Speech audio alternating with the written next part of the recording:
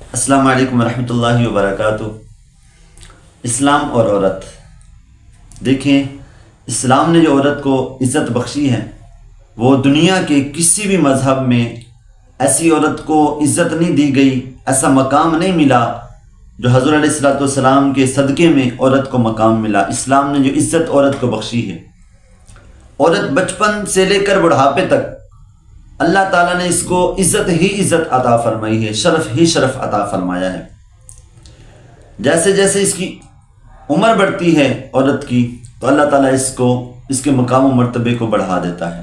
اب دیکھیں بچپن میں جب بیٹی ہوتی ہے، بیٹی بنتی ہے تو باپ کی شہزادی ہو جاتی ہے، جب بڑی ہوتی ہے بیوی بن جاتی ہے تو شوہر کی ملکہ بن کے رہتی ہے، اور جب پھر ماں بنتی ہے تو پھر تو کیا ہی بات ہے، اولاد کے لیے جنت بن جاتی ہے۔